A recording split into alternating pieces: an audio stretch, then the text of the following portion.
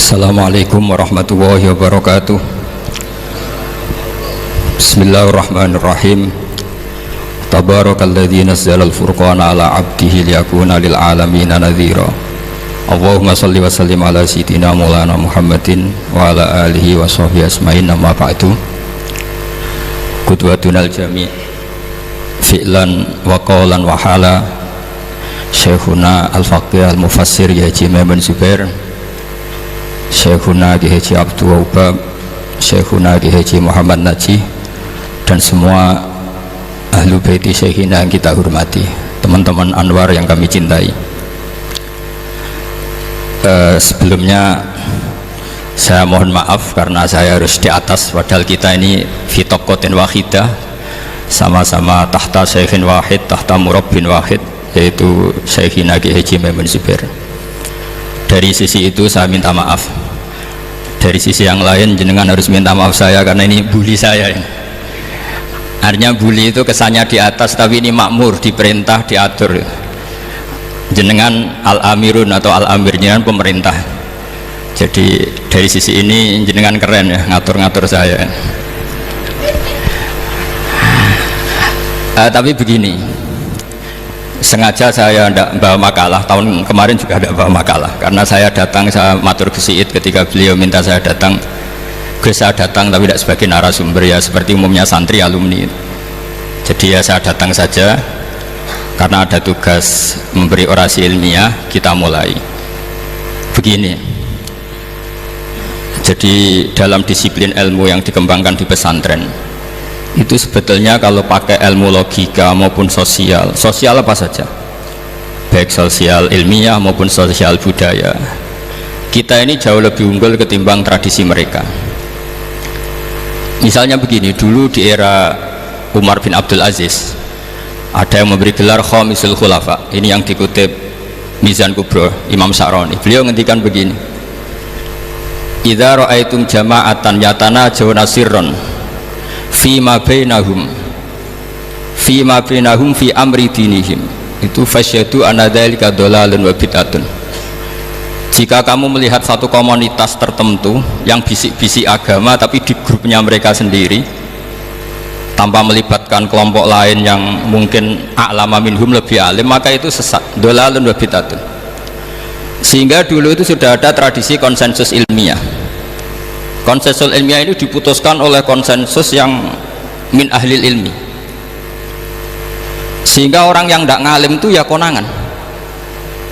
Kalau sekarang nggak pati konangan, tahu-tahu ada orang nggak jelas juntrungannya punya majelis tafsir yang bisa saja cindil tikus itu halal, hanya karena berdasar dalil, misalnya kula ajitu fima uhiya ilayya muharraman ala ta'imi yat'amuhu ila yakuna maitatan aw damam masfuhan aw lahma khinsir, sehingga dianggap yang halal itu banyak, yang haram hanya 3. Saya pernah ketemu di antara mereka, tanya, apa betul Gus Bak menurut Islam begitu? Terus saya baca di antara ciri Nabi itu yang ada di kitab Taurat dan Injil itu wa yuharrimu alaihimul khaba'is. Jadi kadang mawadi'ul halal wal haram itu tidak disebut di halal haram, tapi disebut di sifatun Nabi. Sifatnya Nabi adalah wa yadau anhum israhum wal aghlal allati kanas alaihim. Di antara sekian sifat itu wa yuharrimu alaihimul khaba'is, dan Nabi mengharamkan sesuatu yang menjijikkan. Nah kira-kira itu cindil tikus itu kalau sampean dakok di ruang tamu menjijikkan enggak? Ya jijik, ya sudah haram saja, kata saya. Akhirnya sebagian mereka ya tobat, mau ngaji sama ahlinya. Dulu ketika Imam Malik ngarak Muwatta itu beliau ngendikan, dan ngendikan itu saya hafalkan, ini ada di kitab Al-Manhalul Latif, juga dikutip Gus Najih dalam kitabnya At-Tajridul Musaffa. Aradtu kitabi hadza ala sab'ina faqihan min fuqaha il-Madinah fakulluhum wata'ani fasammaituhu al-Muwatta. Kitab ini sudah saya tasihkan ke 70 ahli fikih di Madinah, kemudian semuanya setuju, fakulluhum wata'ani, semuanya sepakat, fasammaituhu al-Muwatta, maka kitab ini saya namain al-Muwatta, yang disetujui. Sehingga kita tidak boleh menjadi orang-orang alim humul sendiri dewean terus dikultuskan santrinya, serambutnya gondrong, terus muridnya jari dulang Nabi Khidir, sekambine kok kali Jogo itu, terus terkenal wali itu. Ini kalau kita begitu bahaya. Makanya saya senang model pendidikan Anwar. Ilmu itu dikonsensuskan. Siapa yang alim di takrib, di mu'in, ada debat, ada macam-macam. Sehingga yang terbaik, baik secara ilmu maupun perilaku dituakan. Ini penting. Kalau ilmu tidak dikontrol itu repot. Saya berikan contoh betapa kita lebih kritis ketimbang tradisi di kampus. Saya pernah didebat sama salah satu kelompok ormas tertentu. Bapak, apa alasannya orang NU kalau megang istrinya itu kok batal gitu? Wong istrinya digauli saja boleh, masa megang itu batal katanya. Terus saya jawab, kamu tahu definisi mahram? Nggak tahu ya. Mahram itu orang yang haram dinikah. Yang haram dinikah itu ya ibu, anak, bule, ponaan. Yang haram dinikah itu namanya mahram. Justru istri itu namanya ajnabiyah, orang lain. Makanya boleh nikah. Jadi statusnya istri itu orang lain, ajnabiyah, sehingga boleh dinikahi. Kalau mahram malah nggak boleh dinikahi. Mereka akhirnya sadar, oh ternyata selama ini keliru, membahasakan istri mahram itu keliru. Ya terus akhirnya dia jadi syafi'i dadaan tadi. Pernah juga ada seorang kiai yang kepikiran mau mengharamkan atau menganggap ada fidah kalau orang haji itu rokok. Rasanya kalau kata pakar-pakar kuetar itu cengkeh itu wangi. Kalau cengkeh wangi berarti kalau haji rokok itu artinya pakai apa? Wangi. Itu hampir saja deal. Karena ya memang cengkeh itu wangi. Kemudian diingatkan sama kiai yang lain. Anda berani fatwa kalau orang Jumatan sunat ngerokok karena pakai pewangi? Terus dia, wah iya ya, tidak jadi. Jadi ini pentingnya ilmu itu konsensus. Sehingga saya bicara di sini pede bukan karena saya merasa benar, enggak, kan nanti ada yang nasah ini. Nah, kalau benar ya sampean dukung, kalau salah ya tinggalkan saja, biasa saja. Karena kalau sampean sama-sama tadi saya sudah bilang tahta topkotin wahidah, kita tahta syekhin wahid, tahta mursyid wahid. Saya pikir ilmu saya dan sampean ya udah-undi lah. Kita beda jauh kan dengan Gus Najih, karena beliau alim bisa ngarang kitab banyak. Kalau saya jenengan kan ya sama-sama nggak jelas ini, ya sudah pokoknya santai-santai saja, pokoknya rileks saja. Yang jelas saya datang ke sini itu mau cerita kebanggaan saya sebagai orang pesantren, produk pesantren kalau kata Gus Barak tadi. Di kampus itu saya berkali-kali ketemu dokter, profesor, dan mereka umumnya itu orang-orang yang galau, yang gelisah. Dan lucunya itu mereka memposisikan saya sebagai penasihat. Karena apa? Memang ilmu pesantren itu unik. Ilmu yang bisa menjawab problem apa saja. Mereka misalnya tanya begini, Pak Bahak, saya ini orang kampung, yang bapak saya itu utun, kan? Utun itu lugu, bisa menjadikan saya doktor, saya jadi dekan, saya jadi rektor. Tapi setelah di kota dengan sekian ilmu yang saya pelajari dari Eropa, dari Amerika, sekedar anak saya tidak narkoba itu sudah susah, kok ranking nggak dengar anak saya ditangkap BNN itu sudah seneng saya. Artinya apa? Dia sadar ternyata kearifan lokal yang dididik para kiai menjadikan anak-anaknya jadi profesor, jadi dokter. Tapi dengan ilmu kedoktorannya orang menjadikan anaknya ranking itu susahnya bukan main. Karena nggak ada kearifan. Ilmu yang mereka anggap adalah dianggap ya, tentu tidak hakikat, eksak. Eksak saja sebetulnya tidak juga subjektivitas mereka. Misalnya begini, ini contoh sekian. Pernah saya lomba cepet-cepetan matematika. Kalau saya kan pernah dimintai konsultan sebagai badan Basnas Nasional. Mereka kalau ngitung ya zakat ijarah itu 2,5%. Mungkin zakat ziroah berapa? 10% atau 20%. Kangkang yang di sini tak pikir itu mesti bingung karena gaya porogabit itu mesti raiso. Dan mereka tak tantang, coba jenengan bikin porogabit, saya pakai matematika pesantren. Itu cepet saya. Karena matematika kita adalah matematika ummi. Ummi itu orang Arab, ummiyin. Nggak usah diterjemah apa, sudah ummiyin saja. Ummiyin itu keibu-ibuan lugu. Jadi kalau nggak bisa itu ya terlalu. Misalnya 2,5%. Kalau kita bilang kan rubul usur. Ya sudah 1.000 itu diusurkan dulu menjadi 10. Setelah 10 itu kan misalnya ya 1.000 berarti usurnya 100. Ya kan? Setelah 100 cari rubuknya berapa? 25. Berarti setiap 1 juta 2,5% adalah 25. Mereka masih garap porogabit, saya sudah cepat 1.000 usurnya 100, rubuknya 25, namanya rubul usur. Begitu juga misalnya kita punya aset 100, nisful usur, usurnya 10, nisfunya berarti 5. Itu rasa porogapet cepet ketimbang sampean porogapet 2,5% kan suwi. Terus dia tanya, Pak matematikanya kok cepet? Dapat ilmu dari mana? Pernah kuliah di mana? Ya saya ngaji di Sarang sama Mbah Mun, terus saya ngaji beberapa ilmu. Nah, kelirunya rata-rata santri itu faro itu ya ora seneng. Nah, bulat. Nah ini cerita saja. Jadi kita bisa membuktikan ke khalayak ramai kalau kita tidak kalah. Khawarizm Al-Jabar terkenal di barat, Avicenna atau Ibnu Sina itu ya dengan ilmu-ilmu umum, dan mereka fasih sekali menerangkan ilmu medis, ilmu apa, fasih sekali. Sehingga ketika sekarang teknologi katanya adanya di barat, di Eropa, sebenarnya mereka itu kagum sama Islam karena mereka ngakui bahwa di antara ilmu itu dari Islam, zaman Khawarizm, zaman Al-Jabar, zaman Avicenna, zaman Ibnu Rus dan sebagainya. Saya beri sekian contoh, dan ini saya bilang tanyakan ke orang kafir yang paling inat, paling lacip di dunia, tanyakan ayat ini, pasti artinya seperti ini. Yaitu ketika ada fenomena likuifaksi, tentu kalau di Jogja kan ada grup ilmiah, mereka tanya saya, Pak Bahak, apa ada teori manusia itu ditenggelamkan di bumi? Yang teori, bukan kasus, bukan peristiwa sejarah. Kalau peristiwa sejarah kan ada korun. Saya ditanya gitu, terus saya jawab, aamin tuman fis sama ayakhsifa bikumul ardo fa idza hiya tamur. Apa kamu merasa aman di dunia sementara pengendali langit, man fis sama itu pengendali langit? Ya siapa saja, bisa malaikat atau bisa Allah, man sing kudratu fis sama, itu ahli tafsir beda pendapat. Yang enggak beda yang enggak pernah nafsiri gitu. Jadi yang enggak beda karena enggak pernah nafsiri. Ayak sifat bikumul ardo, bahwa bumi ini bisa ditenggelamkan. Faidah ya tamur, ya memang bumi itu bisa meleleh. Terus saya memberi sekian argumentasi. Kalau kamu katakan justifikasi ilmiah karena kadung Islam dan kadung pegangan Quran, mungkin Anda akan bilang saya ini justifikasi, nyari pembenaran secara syariah. Tanyakan ke ahli lughat yang non muslim, maknanya ayat itu tetap seperti itu. Begitu juga misalnya ayat wal ardi dzati sod, dan bumi yang berkarakter bisa retak. Sodkon itu retak.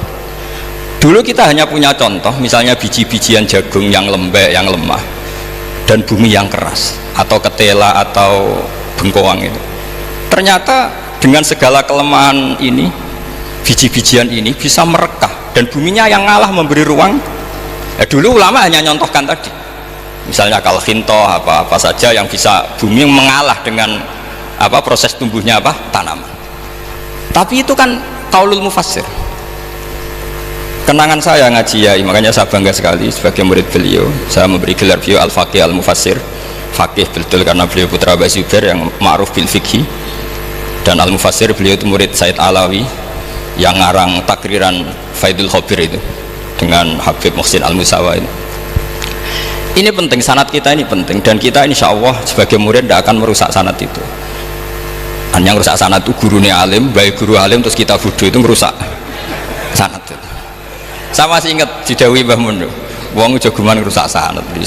Ibnu Hajar Al-Asqalani ngalim-ngalimi wong, di murid Zakaria Al-Ansori, beliau di murid Ibnu Hajar terus di murid Fathul Mu'in. Jadi kiai nak di murid ngalim itu yo isin hak katanya. Nah kita berlomba-lomba supaya gak ngisin-ngisinin kiai. Ya ini kan kompetisi. Kalau gak kasih alim ya ngaku alim saja lah supaya ya nggak apa-apa. Artinya ya cukup lah kalau di daerah masing-masing kan. Saya pernah sama satu temen itu, Gus kula wis ngalim kok iso. Kula niku tiyang Sragen. Urip kula teng kaki Joko Samudra. Jadi kok kula ngeten iki pun alim. Ketika dia nakal dan pengurus nyurati orang tuanya memberitahu kalau anaknya nakal, dia tenang saja. Tak tanya, kenapa kamu tenang? Bapakku buta huruf. Jadi pengurus nyurati itu ya tenang saja dia, karena dia tahu orang tuanya itu buta huruf. Kok nikmat huruf kok gue enggak, saya najar. Ya tapi insya Allah barokatuh Syekhina semua itu tetap berkah, karena itu awal hidayat di daerah masing-masing. Itu tidak perlu alim, sudah hebat itu. Karena ya nggak perlu lah, kalau alim betul malah nggak sempat dakwah. Begini, ini penting saya utarakan. karena sanad keguruan itu pernah saya cek ya. Ini cerita ini tahadus bin Nikmat. Guyonannya ulama meskipun guyonan itu ternyata musalsal. Dulu ya itu mungkin semuanya dengar sering cerita ada seorang desa gitu yang kambingnya habis mati, kebetulan kambingnya itu jenggotan kata beliau. Itu ada khotib yang jenggotan tuh nangis. Sempat khotibnya itu GR kalau dia itu ya ta'assar bimau idoti. Ya ta'assar sampai apa? Nangis sih. Ternyata enggak. Dia ingat khotib itu ingat kambingnya yang mati. Itu cerita Yai dulu dan diulang-ulang. Ternyata saya baca, kalau sama nggak percaya baca di Al-Fawaid Asyatiriyah atau Al-Fawaid Al-Haramiyah, itu karangannya Habib Salim Asyatiri. Beliau dekat sekali dengan Gus Najib, pernah nginep di beliau. Itu di karangan beliau sama cek nanti di qauluhu ta'ala lau adzibannahu adzaban sadidan aw la asfahannahu aw la ya'tiyanni bi sultanim. Itu kata beliau begini, adzaban sadidan itu orang dihidupkan atau didomisilikan di daerah yang nggak sejenis, itu tersiksa sekali. Terus di situ beliau cerita dulu itu ada orang alim alamah hamilul Quran itu di penjara karena ketemu orang sejenis, santri-santri yang kebetulan itu ada kios politik itu atau gerakan politik, itu di penjara itu asik saja. Bahkan banyak alumni penjara itu udah hafal Quran, yang sebelum hafal ada yang bebas, nggak mau bebas karena ingin meneruskan hafalan dengan saking keramatnya tadi orang alim yang hafal Quran. Suatu nanti kalau nggak percaya nanti dicek, kitab itu sekarang gampang didapatkan. Al-Fawaid apa? Asyatiriyah atau Al-Fawaid Al-Haramiyah itu namanya itu. Itu ternyata terus penguasa ini ngerti, ini di penjara kok happy-happy saja malah mulang Quran. Di penjara mbek wong bedui sing ora roh wong alim ya ora roh kitab. Ternyata si bedui tadi pertama melihat syekh yang jenggotan tadi, ingatnya sama kambing tadi. Langsung doa, ya Allah saya ingin bebas. Artinya betapa tersiksanya orang dikumpulkan orang yang tidak sejen. Dan guyonan itu ada di Al-Fawaid Asyatiriyah. Betapa ini al-arwah junudun mujannat. Mbah Mun muridnya Sayyid Alawi pernah cerita itu, meskipun dengan analogi kias yang beda. Sayyid Habib Salim Asyatiri itu malah cerita itu ditadwin, dimudawankan, yaitu ditulis di kitabnya. Itu kan luar biasa. Dan saya punya kitab itu. Kemudian yang sama lagi adalah Yai sering berkeyakinan annal ardo kurawiyah. Meskipun sampean mungkin lihat di video-video nak bumi itu flat, itu orang nggak mau mikir mungkin ya. Annal ardo kurawiyah. Saya percaya beliau karena beliau orang alim dan saya percaya teori falak. Kemudian saya cek di tafsirnya Imam Habib Satiri tadi di ayat watarol jibala tahsabuha jamidata wa hiya tamurru marras sahab, kata beliau annal ardo kurawiyah wa anna hadhil ardo tamurru kal jibal atau tamurru mamarul jibal marul jibal. Ketika dia ditanya apa alasannya, watarol jibala tahsabuha, kan ada kata tahsabuha. Tahsabu itu hasibah yahsabu husbanan, kalau sebagian lughat hasibah yahsibu husbanan. Nah itu sekarang, kata beliau itu sekarang. Kenapa itu sekarang? Idlah husbana hunaka, kan ada mufasir yang mengatakan tamur rumah sahab itu nunggu di akhirat. Watarol jibala tahsabuha jamidata wahiyya tamur rumah sahab itu nunggu nanti di akhirat. Tapi kata Habib Salim Asyatiri tidak, di dunia. Idlah husbana hunalika itu akhirat maksudnya. Di akhirat husban itu artinya kan nyongko, ngiro. Di akhirat semuanya itu ilmul yakin, ainul yakin. Jadi kalau tahsabuha pasti di dunia, karena adanya husban dugaan hanya ada di dunia. Lagi-lagi muwafaqah bainahu wa bain Habib Salim Asyatiri, dan di situ detail sekali cara beliau nulis tafsir, pengalaman ngaji sama Sayyid Alawi, tanggalnya. Begitu juga saya dulu ngaji sama Yai banyak sekali, diantaranya yang saya syukur sekali yaitu tadi Ulumul Quran, dulu di MGS yang ngajar Faidul Khobir beliau sendiri, dan kita syukur sekali. Jadi ini pengalaman-pengalaman kita sebagai murid, sebagai penerus. Terus ketiga begini, ciri khas samahah atau samahan. Ini saya meskipun tidak bawa makalah, saya ini baca sekian takbir. Kenapa guru-guru kita di Indonesia itu menghindari tema-tema ekstrim atau tema-tema keras? Saya pikir di sini masyhur sekali, beliau sering ngendikan zada khusyuan zada jalan, kita hanya nirukan saja tapi tidak ikut menvonis. Karena kalau kita serius, terlalu serius ngendikan hukum-hukum yang serius, nanti kejadiannya begini. Ini saya baca takbir ini dari kitab Ibnul Qayyim di I'lamul Muwaqqi'in an Rabbil Alamin dan dari kitab Nasaihul Ibad. Ketika lisan dihisab sama Allah Ta'ala dan mendapatkan azab yang paling tinggi dibanding jawareh yang lain, itu ketika lisan menanyakan sama Allah, kenapa ya Allah saya punya adab yang begitu ekstrim? Jawabannya Allah, kharajat minka kalimatun balagot masyariqal ardi wa magharibaha fasufikat biha damul haram wa ukhidha biha al malul haram wa antuhika biha al farjul haram. Jadi kalau fatwa serius menjadi ekstremis, apalagi fatwa-fatwa tentang chaos, tentang apa, itu nanti resikonya itu ada safkut dima, dan itu hal yang dihindari ulama dulu. Kamu jangan pernah fatwa dengan meluncurkan satu kalimat yang dengan kalimat itu bisa saja sufika biha adamul haram, orang-orang yang nggak perlu mati harus terbunuh, dan sebagainya dan sebagainya. Kalau dalam Nasaihul Ibad redaksinya adalah kharajat minka kalimatun balagot masyariqal ardi wa magharibaha. Ini kalau di kitab Ibnul Qayyim redaksinya itu ada seorang ulama yang ngeluh ketika habis ngajar Al-Hudud. Anadha, kata beliau, yuta'allamu minni ma tudrabu bihir riqab wa tuta'u bihil furuj wa tu'khadu bihil hukum. Jadi sehingga dengan tradisi ulama kabiron angkabirin, dulu-dulunya itu memang ulama menghindari tema-tema ekstrim, bukan karena tidak bisa, karena takut ini kalau salah fatwa nanti safkut dima. Dan itu yang dilakukan Said Hasan bin Ali ketika beliau konflik, ya dengan tanda kutip konflik dengan Muawiyah. Kata beliau, bisa saja ini hak rajulin, ya sudah tak kembalikan ke dia, bisa saja hak saya tak kasihkan ke dia, haknan lidima'il muslimin. Tapi karena hukum itu adalah hukum yang sifatnya ijtihadiyah, beliau tetap menutup dengan makalah wa in adri la'allahu fitnatul lakum wa mata'un ilahin. Saya tidak tahu ini kayak apa, jangan-jangan ini hanya fitnah. Kenapa beliau tetap menutup hukum wa in adri dan kemudian ditiru terus oleh Imam Malik? Setiap ditanya sering bilang la adri, sampai yang tanya pernah mangkel. Ini pernah dikutip Gus Najih dalam kitab At-Tajridul Mustafa, juga ada di Al-Manhalul Latif. Kenapa sa'alim engkau selalu jawab la adri? Kata Imam Malik, jawab, saya ini orang jauh, kalau sampean bilang la adri nanti gimana saya laporannya, disuruh tanya. Kata Imam Malik, happy saja, fa'abligh man wara'aka anni la adri, enggak kamu tok yang harus tahu kamu saya la adri, itu kan dari pisan umat temen aku ya la adri.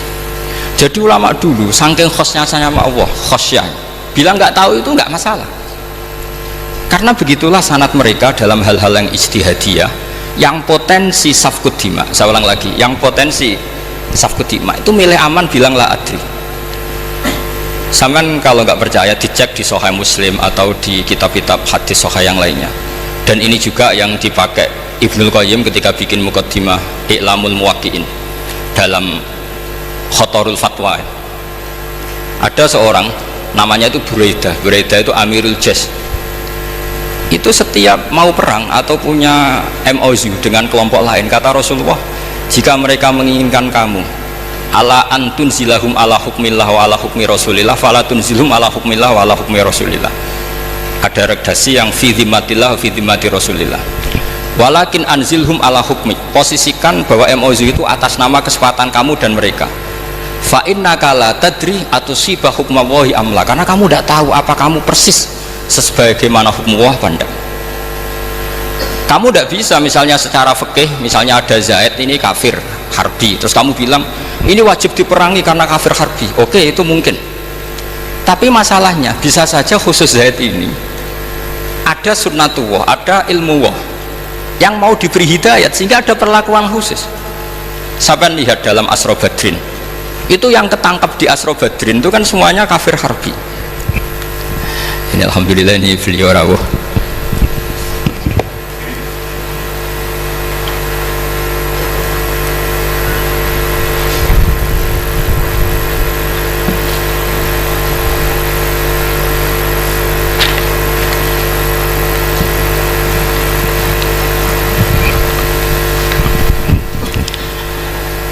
Kalau terusakan itu di Asra Badrin itu kan semua yang ketangkep itu adalah orang-orang yang dulu kafir harbi, termasuk mimpinihim ada Said Abbas. Tapi ketika itu jelas-jelas pernah kafir harbi ikut perang Badar. Ini pentingnya muqabalah. Apa Abu Bakar usul dimaafkan, Umar usul darbur riqab. Apa tanggapan Rasulullah sallallahu alaihi wasallam ketika masalu kaya Abu Bakrin masalu Ibrahim? Qala faman tabi'ani fa innahu minni wa man asani fa innaka ghafurur rahim. Wa masalu kaya Umar masalu Nuh. Qala rabbil tadzar alal ardi minal kafirina napa? Dayar. Dan apa yang dilakukan Rasulullah? Beliau memilih pendapatnya Abu Bakar. Dan apa yang terjadi? Said Abbas dan beberapa sahabat menjadi Islam. Wa hasuna islamuhu. Artinya gini, jadi betapa dalam menganalisis satu hukum sosial, karena ini manusia, saya ulang lagi, karena ini manusia itu susah sekali.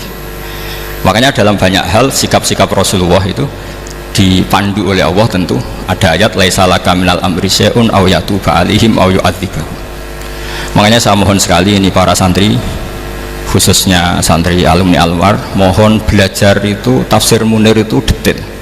Karena di tafsir Munir itu misalnya ada ayat tertentu yang mengkritik orang kafir tertentu, fitil kalwaqiah gitu.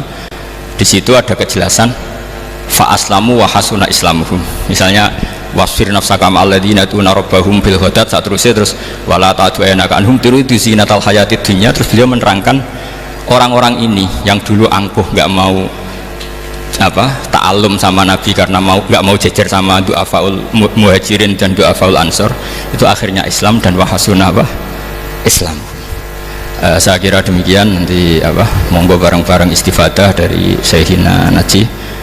Dan saya syukur sekali karena mendapatkan naskah At-Tajridul Mushaffa.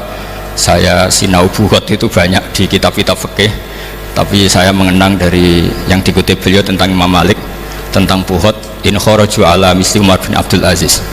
Terus ketika siapa itu Ibnu Qasim tanya fa'ilam yakun mislah, kata Imam Malik ya dakhum yang tapi muwah min dhalimin bi dhalimin, semua yang tapi mumin kilaihima. Jadi sikap-sikap dari Syekhina, dari para ulama-ulama kita yang sabar ngadepi umarok yang macam-macam, itu adalah sikap dari guru-guru kita musalsal ila Rasulillah sallallahu alaihi wasallam. Ini penting saya utarakan karena jangan sampai kritis kita sampai menjadikan bangsa ini chaos. Kalau chaos nanti safkut dima, tentu itu yang enggak diinginkan Sayyid Hasan bin Ali, dan beliau dapat gelar dari Rasulullah inna ibni hadza la sayyidun wa la Allah yuslihu bi baina fi'atin azimatan. Saya kira demikian, dan bareng-bareng monggo istifadah dari Syekhina Najih.